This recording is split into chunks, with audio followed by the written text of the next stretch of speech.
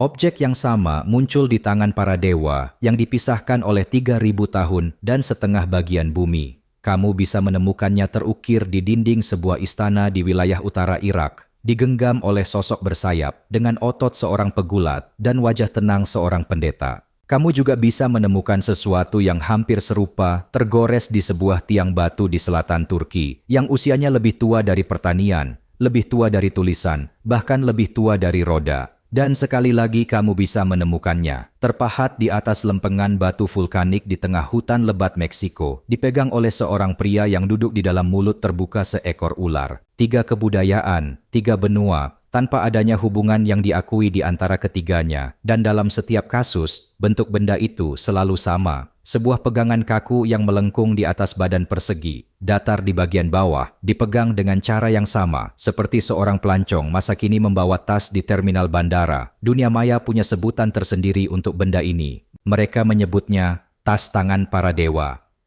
Selama bertahun-tahun, benda ini dijadikan salah satu bukti paling menarik tentang adanya peradaban global yang hilang, atau tentang para tamu yang datang dari suatu tempat jauh di luar langit kita dan meninggalkan jejak mereka dalam bentuk batu. Argumen ini terasa menggoda karena polanya memang nyata. Bentuk itu benar-benar berulang. Ia benar-benar muncul di tempat-tempat yang menurut setiap pemahaman sejarah konvensional seharusnya tidak pernah saling mengenal. Maka pertanyaan itu tetap tergantung tak terjawab dalam imajinasi banyak orang, menyala seperti bara yang tak kunjung padam. Mengapa tas tangan yang sama ini muncul melintasi berabad-abad dan ribuan mil jauhnya? Inilah yang hampir tidak diketahui oleh siapapun yang menyebarkan gambar-gambar tersebut.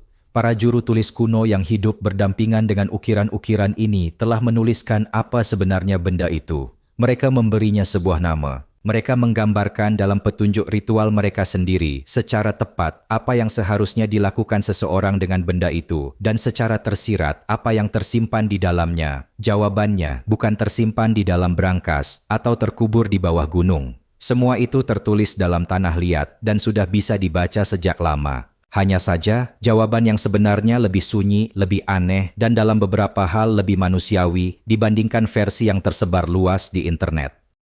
Dan ada satu hal penting yang perlu dipahami sebelum kita melangkah lebih jauh, karena hal itu akan mengubah cara kamu menyimak semua yang akan disampaikan setelah ini. Tidak ada tas tangan, bukan dalam arti nyata. Tidak ada seorang pun yang pernah menggali dan menemukan benda fisik berbentuk tas yang bisa diletakkan di atas meja lalu dibuka. Yang ada hanyalah gambar-gambarnya berupa bentuk yang terukir pada relief dan monumen oleh orang-orang yang hidup ribuan tahun berselang.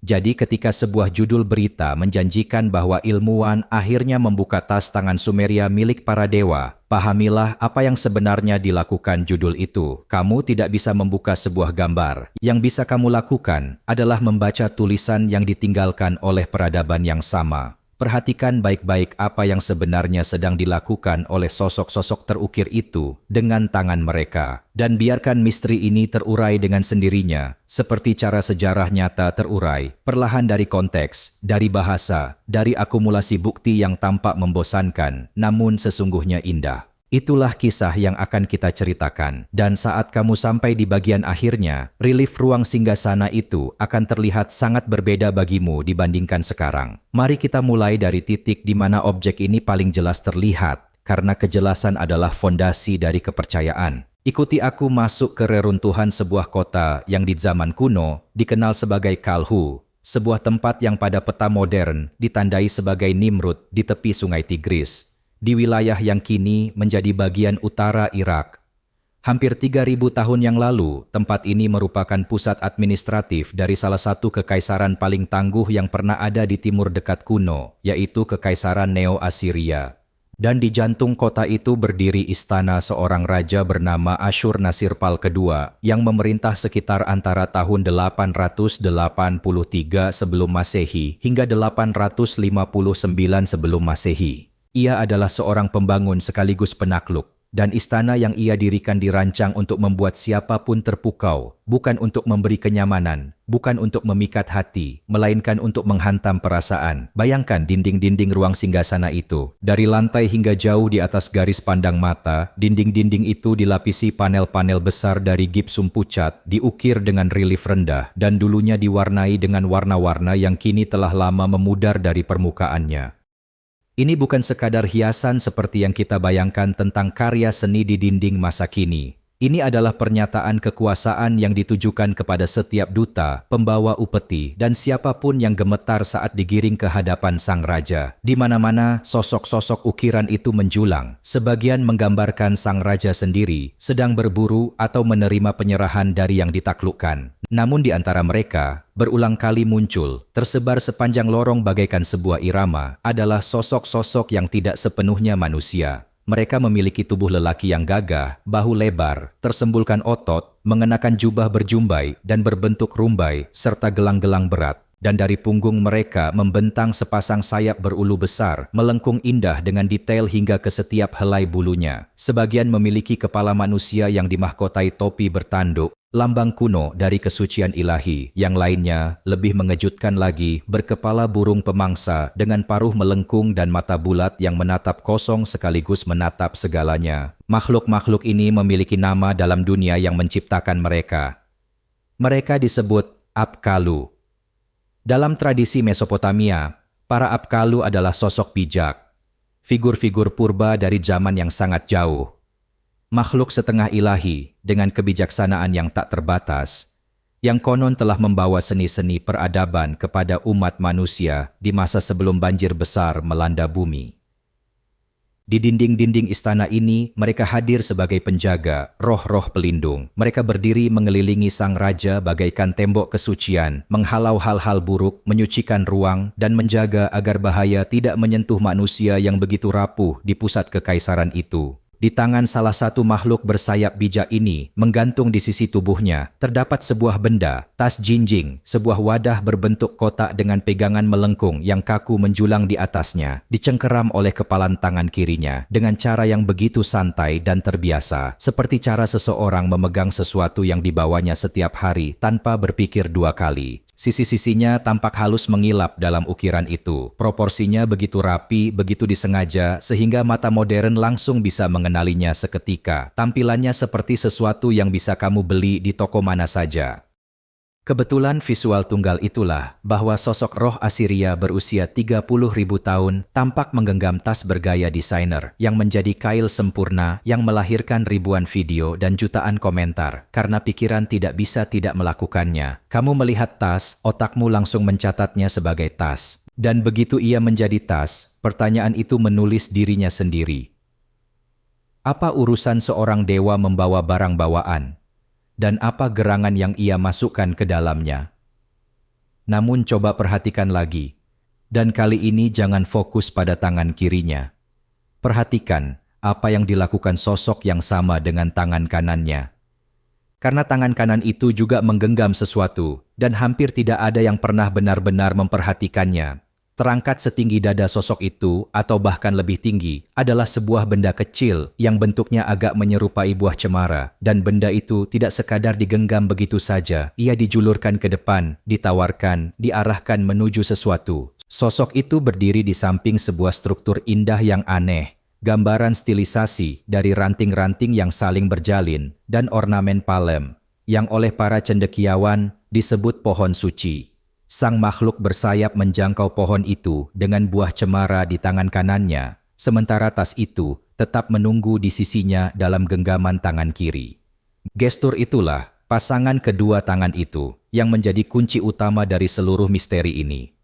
Dan kita akan kembali ke sana, karena itulah detail yang diam-diam mengurai segalanya.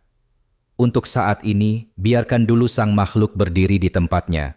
Jika kamu menelusuri seluruh ruangan itu dengan matamu, kamu akan menyadari bahwa ruang takhta di Nimrud bukan hanya satu ukiran saja, melainkan sebuah rangkaian panjang ukiran yang berurutan. Panel demi panel, dinding demi dinding, sosok-sosok bersayap itu berulang, seperti detak jantung, sepanjang ruangan tersebut.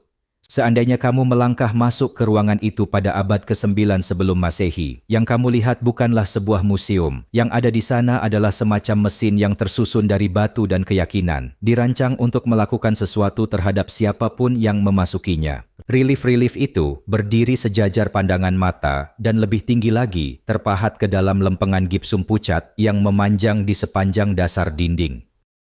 Dan setiap pengunjung, setiap duta besar, setiap pembawa upeti, setiap gubernur yang gemetar dipanggil untuk mempertanggungjawabkan dirinya, semuanya harus melewati barisan para penjaga ini sebelum akhirnya sampai kepada sosok yang duduk di atas takhta. Pesannya sama sekali tidak samar, memang tidak dimaksudkan untuk menjadi samar. Kamu sedang memasuki ruang yang dijaga oleh makhluk-makhluk yang usianya lebih tua dari leluhur para leluhurmu, para dewa. Bersikaplah sesuai dengan itu. Dan raja yang berada di pusat segalanya itu memiliki sebuah nama. Dan nama itu penting untuk diketahui. Dialah Asyurnasirpal kedua. Ia memerintah kekaisaran Assyria kira-kira dari tahun 883 hingga 859 sebelum Masehi. Sebuah rentang waktu sekitar seperempat abad, di mana ia melakukan dua hal secara terus-menerus.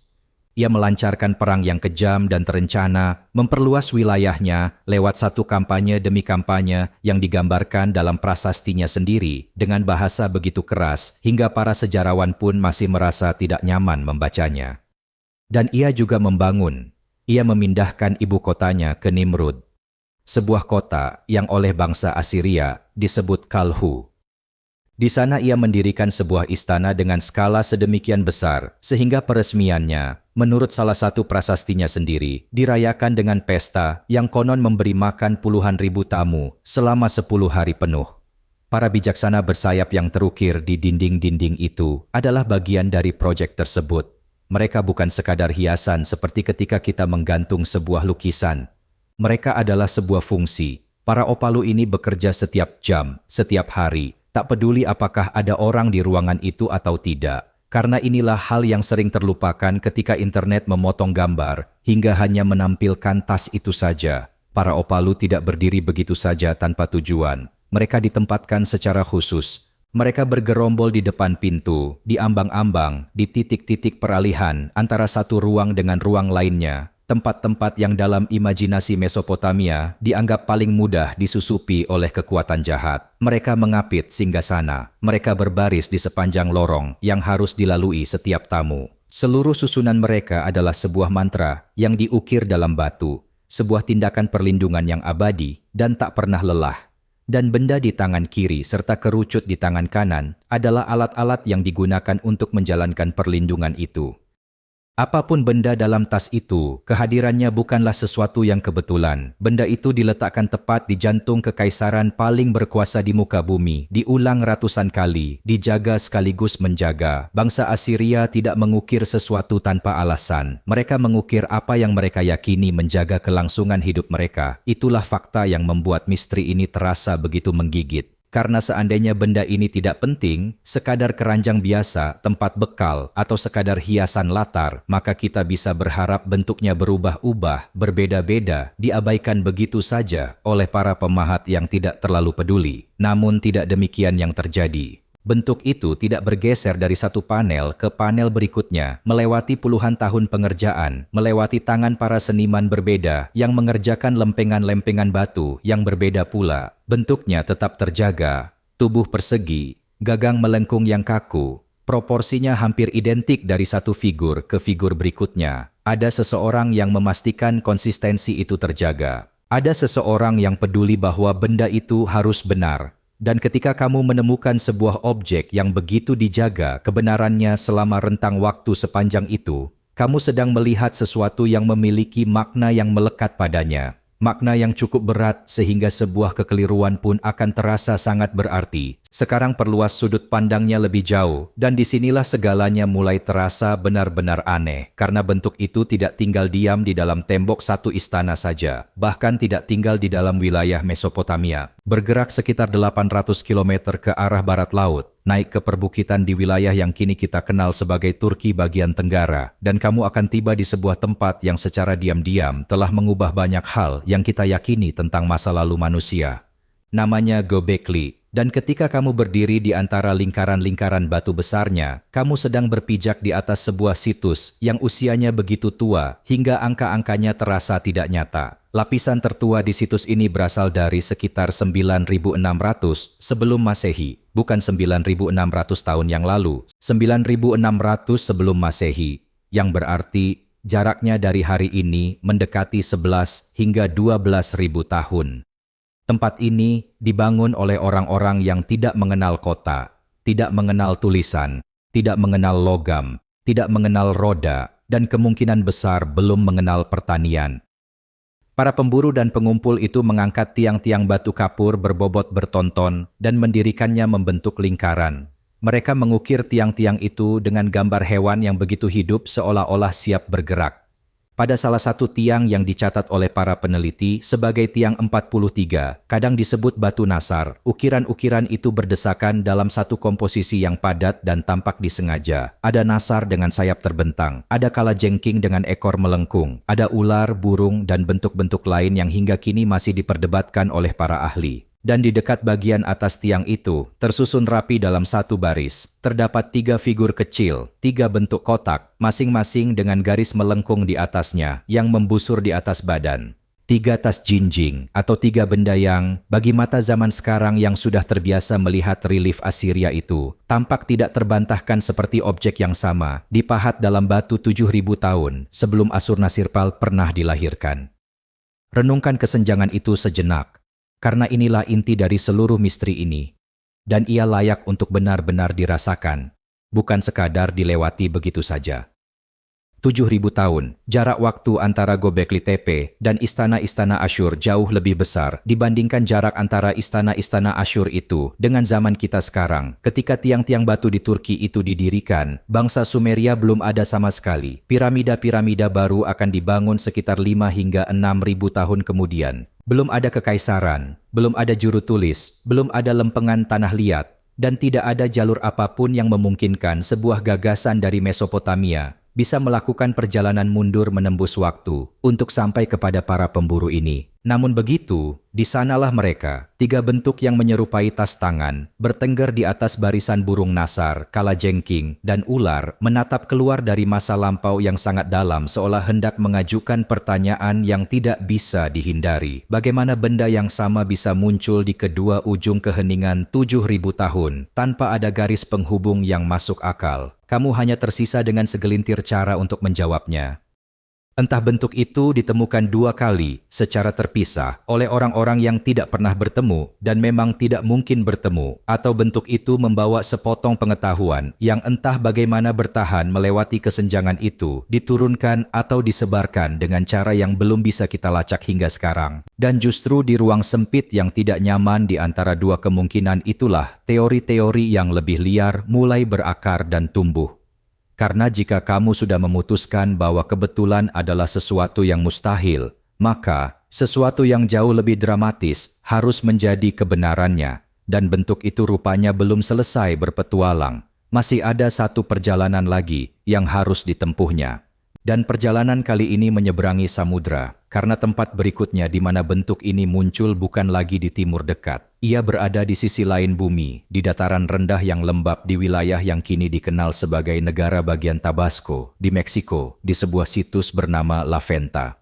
Ini adalah pusat peradaban suku Olmec, budaya yang oleh para arkeolog sering disebut sebagai peradaban induk Mesoamerika, yaitu bangsa yang hadir sebelum Maya dan Aztec, dan meninggalkan kepala-kepala batu raksasa dengan mata setengah terpejam dan bibir yang tebal. La Venta diperkirakan berkembang sekitar 1.200 hingga 400 tahun sebelum era umum, yang berarti setidaknya sebagian waktunya berada dalam rentang yang sama dengan istana-istana Asyur di belahan dunia yang jauh. Dan di antara batu-batu ukiran yang ditinggalkan oleh suku Olm, ada satu yang membuat para pemburu tas itu terdiam seketika. Batu itu tercatat sebagai monumen 19.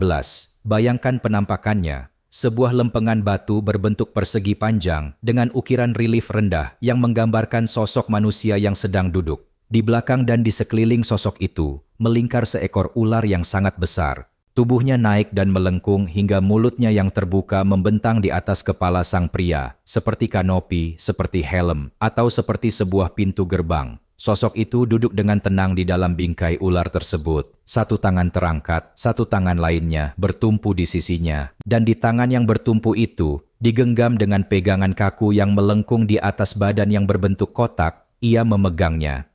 Tas itu, dengan siluet yang sama persis seperti yang dibawa oleh sosok bersayap di Nimrod. Siluet yang sama yang terlihat berjajar 3 di atas para burung nasar di Gobekli Tepe. Dan kini siluet itu muncul lagi di sebuah benua yang menurut semua penjelasan yang diterima selama ini tidak pernah memiliki hubungan apapun dengan Timur Dekat kuno. Angka-angka yang terlibat hampir terasa mustahil. Elventa berjarak sekitar 7.500 mil dari Nimrod. Di antara keduanya terbentang sebuah samudra, bahkan 2 samudra tergantung rutenya. Lalu ada pegunungan, padang pasir, dan ribuan tahun perkembangan masyarakat manusia yang terpisah, yang menurut ilmu pengetahuan arus utama, tidak pernah saling bertukar satu kata pun atau satu barang dagangan pun. Tidak ada kapal yang kita ketahui pernah membawa patung Olm ke Asyur. Tidak ada prasasti dalam arsip manapun di Mesopotamia yang menyebut sisi lain Samudra Atlantik. Namun begitu, benda yang ada di tangan sosok Olm dan benda yang ada di tangan sosok Akçalu tampak sama, baik di mata orang awam maupun bahkan di mata banyak ahli sekalipun. Dua bangsa yang tidak mungkin pernah bertemu, mengukir alat yang sama, digenggam dengan cara yang sama. Ketika kamu sudah menyandingkan ketiga gambar itu satu persatu, Turki, Irak, Meksiko, polanya tidak lagi terasa seperti kebetulan biasa, melainkan seperti sebuah pesan. Dan begitu kamu masuk ke dalam pola pikir itu, contoh-contoh lain pun mulai bermunculan, karena mata manusia sangat mahir menemukan bentuk yang sudah diberitahukan kepadanya untuk dicari. Orang-orang mulai melihat tas-tas itu di mana-mana. Mereka menunjuk pada suku Maori di Selandia Baru, yang dalam tradisi lisannya menyimpan kisah tentang Tauhaki, seorang pahlawan yang naik ke langit, lalu kembali membawa 3 keranjang pengetahuan suci turun ke dunia orang yang masih hidup. 3 keranjang, bukan 1, bukan 2. 3 wadah kebijaksanaan ilahi yang seolah bergema setidaknya dalam cara penceritaannya dengan 3 bentuk yang terukir pada pilar kuno di Turki itu. Mereka juga menunjuk pada Mesir kuno, di mana di antara hieroglif-hieroglif terdapat sebuah tanda kecil berbentuk ruangan bersudut dengan pegangan melengkung di bagian atasnya. Sebuah simbol yang oleh para ahli dimaknai sebagai tempat tinggal atau tempat suci seorang dewa. Kediaman dewa yang digambarkan sebagai kotak bertangkai, dan mereka pun menunjuk pada dinding-dinding makam dari masa kerajaan baru, di mana para dewa yang dilukis kadang menggenggam tas-tas kecil di tangan mereka. Wadah-wadah rapi yang tujuan sebenarnya tidak pernah dijelaskan oleh lukisan-lukisan itu. Susun semua itu dalam satu barisan, dan efeknya sungguh membuat kepala berputar. Sebuah pilar dari Turki yang berasal dari masa sebelum pertanian dikenal, dinding istana Assyria, monumen ular dari kebudayaan Olmec, mitos Polinesia tentang 3 keranjang dari langit, simbol Mesir untuk kediaman yang bersifat ilahi. Di setiap satu di antaranya mengalir benang yang sama, sebuah wadah bertangkai, dan selalu ada kaitan dengan para dewa, dengan pengetahuan, dengan hal-hal yang sakral, dengan batas antara dunia manusia dan sesuatu yang berada di atasnya. Sungguh sangat sulit, setelah kamu melihat urutan ini, untuk memaksa dirimu sendiri melupakan apa yang sudah kamu lihat. Kesulitan itu, rasa berat yang hampir terasa nyata ketika kita mencoba menyebutnya kebetulan, itulah yang memberi kekuatan luar biasa pada penjelasan-penjelasan yang lebih mengejutkan. Jadi mari kita dengarkan penjelasan-penjelasan itu dengan adil, karena memang layak untuk didengar, dan karena berpura-pura bahwa semua itu bodoh, justru akan membuatnya semakin kuat di benak orang-orang yang mempercayainya. Versi paling kuat dari argumen ini tidak bergantung pada makhluk-makhluk kecil berwarna hijau. Begini alurnya. Musik, budaya-budaya manusia sangat inventif dan sangat beragam. Cara mereka membangun berbeda-beda, cara mereka berpakaian berbeda-beda. Cara mereka menguburkan orang yang meninggal pun berbeda-beda. Mereka menggambarkan dewa-dewa mereka dengan wajah yang berlainan. Ketika dua bangsa yang sama sekali tidak pernah berhubungan, ternyata menghasilkan motif yang persis sama dan mengaitkannya dengan makna yang persis sama pula, ketuhanan, pengetahuan suci, hubungan antara langit dan bumi, maka pertemuan seperti itu menuntut sebuah penjelasan. Kebetulan semata, begitu argumen itu berbunyi, tidak mungkin menghasilkan kesesuaian sepresisi itu melintasi 7.000 tahun dan 7.000 meter. Pasti ada sesuatu yang menghubungkan mereka. Entah itu sebuah peradaban yang hilang, lebih tua dari semua peradaban lainnya, yang menyebarkan simbol-simbolnya ke seluruh penjuru dunia sebelum lenyap tanpa meninggalkan jejak. atau pengunjung dari tempat yang sama sekali berbeda, dikenang oleh para saksi yang terpana dan ketakutan, yang mengukir apa yang mereka saksikan semampu mereka. Sosok bercahaya yang turun sambil membawa sesuatu yang sangat berkuasa, sesuatu yang mampu menyembuhkan, menghancurkan, atau mengajarkan sesuatu. Ini adalah kisah yang sangat menggoda. Dan justru daya tariknya terletak pada keseriusannya dalam menanggapi pola itu, bukan mengabaikannya begitu saja. Siapapun yang pernah merasakan bulu kuduknya berdiri saat melihat ketiga gambar itu berdampingan, pasti memahami betapa kuatnya daya tarik tersebut. Namun sebuah teori yang baik tidak cukup hanya mampu menjelaskan bukti-bukti yang kita sukai. Ia harus mampu bertahan menghadapi pertanyaan-pertanyaan yang sebetulnya tidak ingin kita tanyakan. Dan ada satu pertanyaan yang tidak pernah bisa dijawab oleh teori peradaban yang hilang itu. Pertanyaan yang begitu sederhana ini justru kerap tenggelam di balik drama samudra dan ribuan tahun sejarah. Jika memang pernah ada satu peradaban global yang melingkupi seluruh bumi, mengajarkan simbol suci yang sama kepada setiap budaya, mengapa tas jinjing itu hampir menjadi satu-satunya hal yang mereka semua miliki bersama? Di mana alfabet yang sama? Di mana satuan ukuran yang digunakan bersama? Teknik bangunan yang identik, kalender yang seragam, kata-kata yang merembes dari satu bahasa ke bahasa lain, seperti yang selalu ditinggalkan oleh kontak nyata antar manusia. Pertukaran budaya yang sesungguhnya itu kacau dan berlimpah. Ketika dua kelompok manusia benar-benar bertemu, mereka saling menukar jauh lebih banyak dari sekadar satu siluet.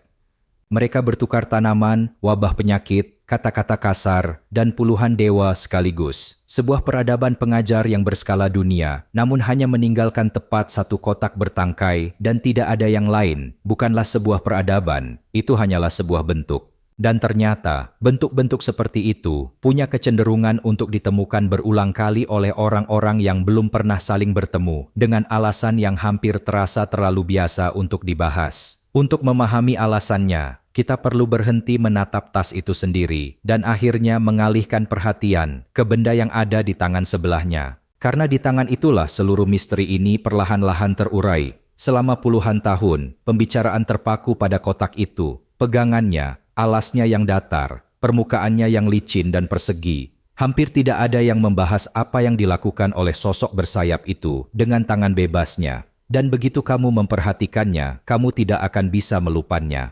Dalam relief demi relief di sepanjang dinding istana Asiria, sang Apkallu tidak sekadar membawa ember itu.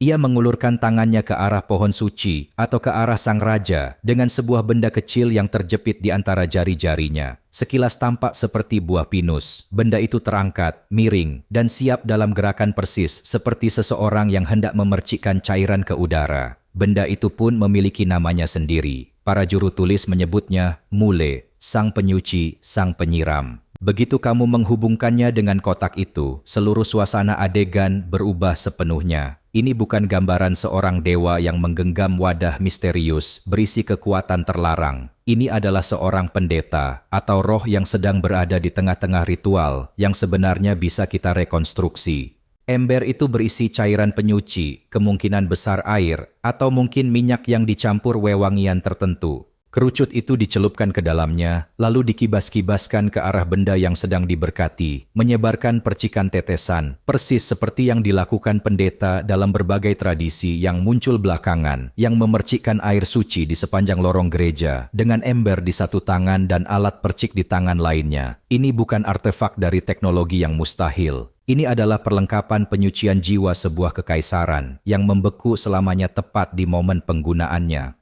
Dan inilah bagian yang perlu disampaikan dengan jelas, karena begitu banyak orang di internet yang belum pernah mendengarnya. Bangsa Asiria sendiri sudah memberitahu kita benda itu apa. Mereka menuliskannya. Bondu tercatat dalam teks-teks ritual mereka. Sebuah kata biasa untuk sebuah ember biasa. Jenis wadah yang sama dengan yang digunakan pekerja untuk mengangkut lumpur atau air. Mulalu muncul berdampingan dengannya. Gerakannya, pasangannya, pohon suci itu, para penjaga yang mengapitnya, semuanya terdokumentasi, konsisten secara internal, dan berulang di berbagai situs dengan keteraturan layaknya sebuah liturgi. Karena memang itulah yang sesungguhnya. Ketika sisa-sisa material ditemukan di dalam ember logam yang digali dari reruntuhan istana, jejaknya mengarah pada kebenaran yang sederhana itu juga. endapan air, sisa tanaman, residu proses penyucian, bukan jejak kimia dari ilmu pengetahuan yang telah hilang. Tidak ada yang perlu membuka tas ajaib. Jawabannya sudah terukir di dinding sejak awal, ada di ujung jari tangan kedua, yang tak pernah benar-benar diikuti oleh siapapun.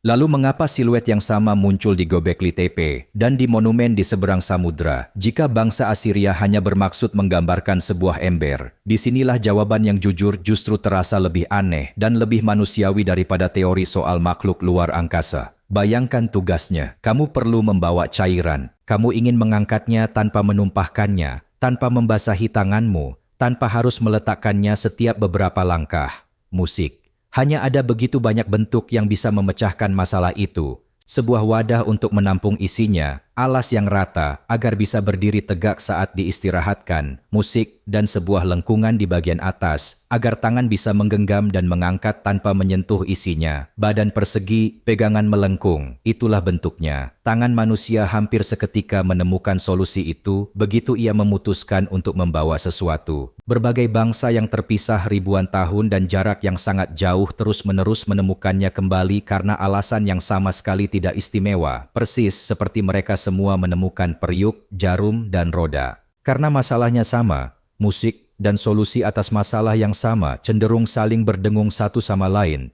Itulah mengapa saat kamu melihat lebih seksama, kecocokan-kecocokan yang tampak asing, itu tidak lagi terlihat begitu serasi. Bentuk-bentuk yang terukir di pilar Turki itu berada di antara burung nasar dan kalajengking dalam sebuah adegan yang sungguh-sungguh tidak bisa kita baca. Benda yang ada di mulut ular di Meksiko berasal dari dunia Mesoamerika yang penuh dengan dewa berbulu dan pemujaan hujan, yang sama sekali tidak ada hubungannya dengan Tigris. Keranjang pengetahuan Maui dan simbol kubah Mesir masing-masing tumbuh dari tanahnya sendiri, kisahnya sendiri, alasannya sendiri, jejerkan semuanya dan siluetnya tampak sepakat. Tapi baca konteks di sekitar masing-masing, dan kesepakatan itu luruh menjadi selusin makna lokal yang berdiri sendiri, yang kebetulan mengalir ke dalam bentuk sederhana yang sama. Namun, dan disinilah sebuah penjelasan yang jujur harus melambat dan menolak kesimpulan yang terlalu rapi. Penjelasan itu menutup kasus Mesopotamia, tapi tidak menutup semuanya, karena Gobekli Tepe adalah satu-satunya yang tetap menyimpan kekuatannya. Pilar 43 diukir sekitar 11.600 tahun yang lalu oleh orang-orang yang belum menemukan tulisan, pertanian, kota maupun raja, musik, tidak ada teks ritual yang bisa dijadikan acuan. Tidak ada juru tulis yang meninggalkan catatan tentang apa arti ketiga bentuk itu bagi para pemburu yang mendirikan batu tersebut. Desain yang serupa di berbagai tempat memang memberitahu kita bahwa mereka sangat mungkin mengukir bentuk wadah bertangkai secara mandiri. Namun hal itu tidak menjelaskan apa yang mereka pikirkan tentangnya, atau mengapa mereka menempatkannya di atas barisan hewan-hewan berbahaya, atau apakah maknanya mendekati apa yang dipahami seorang pria di Nimrud 7.000 tahun kemudian tentang sebuah ember. Di pilar itu, bentuknya nyata adanya, dan maknanya sungguh-sungguh tidak diketahui, sehingga penyelidikan yang jujur harus membiarkannya tetap menggantung tanpa jawaban, alih-alih membungkus kekosongan itu dengan jawaban palsu. Jadi, inilah titik akhir dari kisah ini. Tas tangan para dewa tidak pernah dibuka, karena memang tidak pernah ada satu tas tangan pun yang bisa dibuka. Benda dari Assyria itu punya nama, pasangan, fungsi, dan ritual tersendiri. Itu adalah ember air suci yang dipegang oleh penyemprot sakral. Misteri di baliknya telah terpecahkan sejauh yang bisa kita capai dalam memahami masa lalu. Gema yang tersebar di berbagai kebudayaan lain sebagian besar hanyalah jejak dari sebuah bentuk yang begitu berguna, sehingga umat manusia terus-menerus menemukannya kembali secara terpisah. Dan di bawah semua itu, ada satu pintu yang benar-benar terbuka di sebuah lereng bukit di Turki, lebih tua dari sejarah itu sendiri, yang menolak untuk menjelaskan dirinya sendiri. Mungkin umat manusia memang telah melupakan lebih banyak hal daripada yang telah dipelajarinya, atau mungkin kita hanya terus keliru menafsirkan bentuk-bentuk biasa dari tangan kita sendiri sebagai pesan dari tempat yang lain. Maka, kini saya ingin menyerahkannya kepada kalian. Dari semua ukiran ini, para bijak Assyria, pilar Turki, ular Olmec, keranjang Maui, tanda Mesir, mana satu yang menurut kalian benar-benar terhubung dengan yang lain? Dan mana yang kalian rasa selama ini kita baca secara berlebihan tanpa alasan? Tuliskan pasangan mana yang kalian yakini di kolom komentar dan jelaskan alasannya. Dan kalau kamu ingin lebih banyak misteri, di mana jawaban sesungguhnya ternyata lebih aneh dari mitosnya, subscribe saja, karena objek berikutnya sudah tersembunyi di depan mata, bahkan lebih lama dari ini.